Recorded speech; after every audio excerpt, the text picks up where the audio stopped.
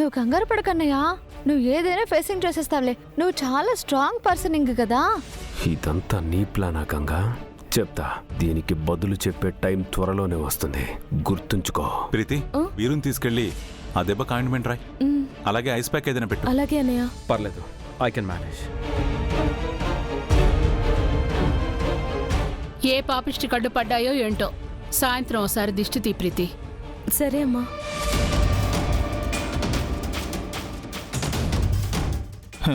ఏడికి దిష్టి తీస్తే దిష్టికే దిష్టి తగిలిద్ది.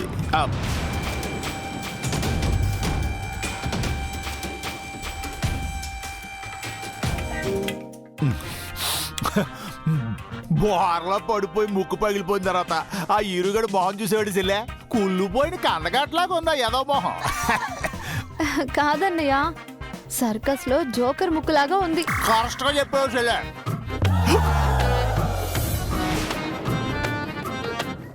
లేకపోతే నా మొగుడికి వార్నింగ్ ఇస్తాడా? అందుకే సార్ జోలికి వస్తే నీ బతుకు జోకర్ అయిపోతుందని చెప్పడానికి అలా చేశాను. అసలు ఈ గంగ సంగతి ఆయనకు తెలుసా అన్నయ్య? నీకు గుర్తుందా, మన ఊళ్ళో ఖోఖో ఆడేటప్పుడు నేను ఒక్కొక్కళ్ళ వీపు ఎలా పగలగొట్టేదాన్ని? ఏంటన్నయ్యా అరటిపండు తింటూ ఆముదం తాగినట్టు మొహం పెట్టావు? ఓ పాలటి చూడవే, నీ మొహం కూడా ఆవదం తాగిందల్లా అయిపోద్దా. ఏంటన్నయ్యా?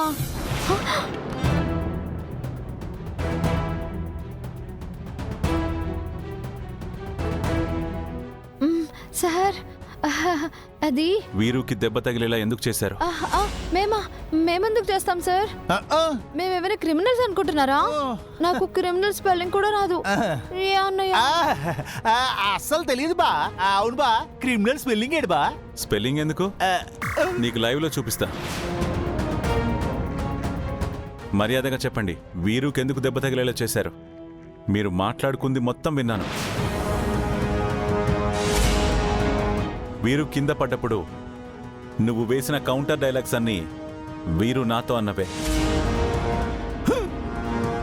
అంటే తన మీద రివెంజ్ తీర్చుకోవడానికి మీరేదో ప్లాన్ వేశారు, రైట్? అవును. అయితే ఇప్పుడు ఏంటి సార్? ఇదిగోండి, ఈ వైర్తోనే కింద పడేలా చేశాను. తీసుకోండి సాక్ష్యం. ఏదో పెద్ద పోలీసు దొంగను ఎంక్వైరింగ్ చేస్తున్నట్టు చేస్తున్నారు. నీకు అసలు బుద్ధుందా? ఇదెంత ప్రమాదమో తెలుసా? మామూలు గాయం కాబట్టి సరిపోయింది, అదే తలకు పెద్ద దెబ్బ తగులుంటే ఏమయ్యేది? Shut up! నీ తింగర్ బుర్రకి ఏదనిపిస్తే అది చేయడం తప్ప దానివల్ల వచ్చే రిజల్ట్ గురించి ఆలోచించవా? ఇదేమైనా పరీక్షనా సార్ రిజల్ట్స్ గురించి ఆలోచించడానికి? కక్ష, పగ, కోపం. చాలే ఆపో. కనీసం ప్రీతి గురించి కూడా ఆలోచించవా? వీరుకేదైనా జరిగితే ఫస్ట్ ఇబ్బంది పడేది ప్రీతినే. మరి మీరు బాధపడితే నేను కూడా చూడలేను కదా సార్. ఏ భార్య అయినా తనని ఎన్ని మాటలన్నా భరిస్తుంది, కానీ భర్తని ఒక్క మాట అంటే కూడా ఓర్చుకోదు. నా కళ్ళ ముందు మిమ్మల్ని అవమానిస్తుంటే చూస్తూ ఊరుకుంటానా? ప్రీతి గురించి ఆలోచించే తనని అడ్డంగా కట్టుపడేశాను, లేదంటే ఏకంగా మెడకాయ విరిచేదాన్ని. అసలు ఇలాంటి క్రిమినల్ థాట్స్ నీకు ఎలా వస్తున్నాయి?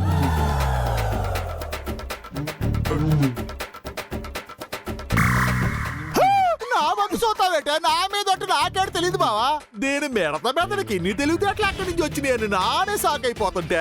తను పిచ్చి పిచ్చి వేషాలు వేస్తుంటే నువ్వు వాటిని ఎంకరేజ్ చేస్తున్నావా? మీ ఇద్దరిని సెల్లో పడేస్తే పీడ వదిలిపోద్ది. ఏంటి సార్ మీరు?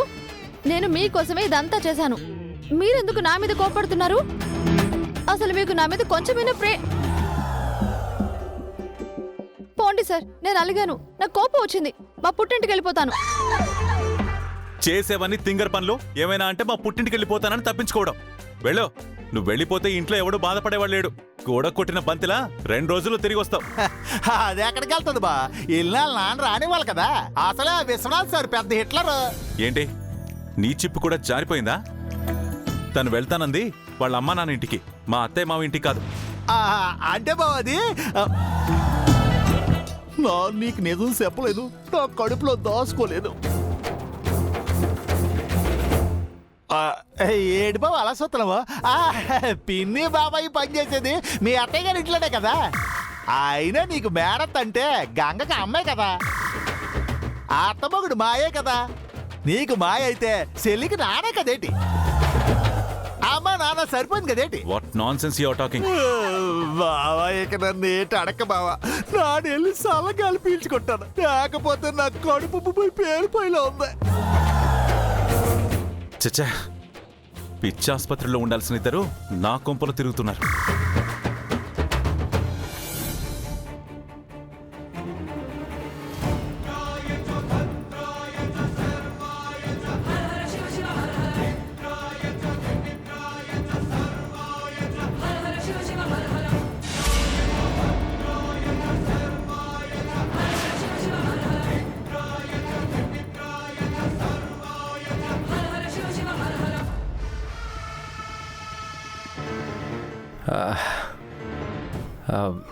ఏంటి ప్రీతి అలా చూస్తున్నావు? మీరేమైనా తప్పు చేస్తున్నారండి? What you mean? ఏం లేదు, మీరు ఇదివరకట్లా లేరు.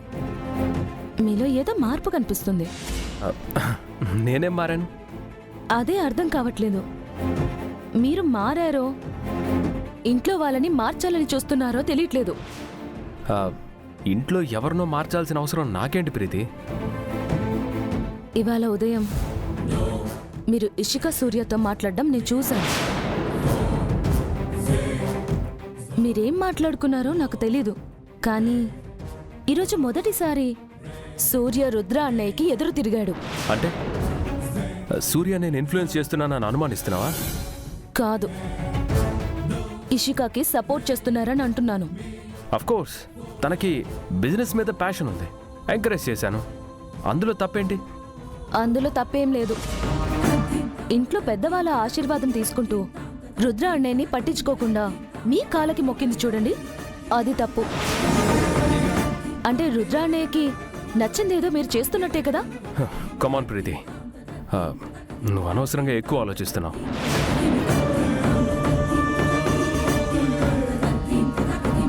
చూడండి, నిజంగా మీ మనసులో రుద్ర అన్నయ్య పట్ల ఎలాంటి ద్వేషం లేకపోతే సంతోషమే.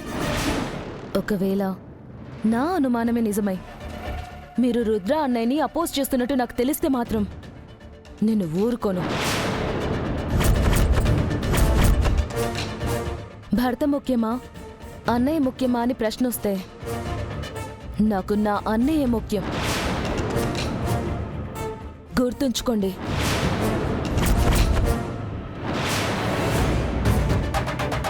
భార్య కడుపుతో ఉన్నప్పుడు భర్త భార్యని సంతోషపెట్టే విధంగా ప్రవర్తించాలి, బాధ పెట్టకూడదు.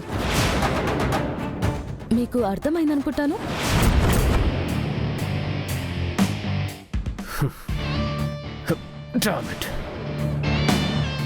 వాళ్ళు ప్లాన్ చేసి నాకు దెబ్బ తగిలేలా చేస్తే నా మీద సింపతి లేదు, కానీ అన్నయ్య మీద ప్రేమ ఎక్కువైపోయింది.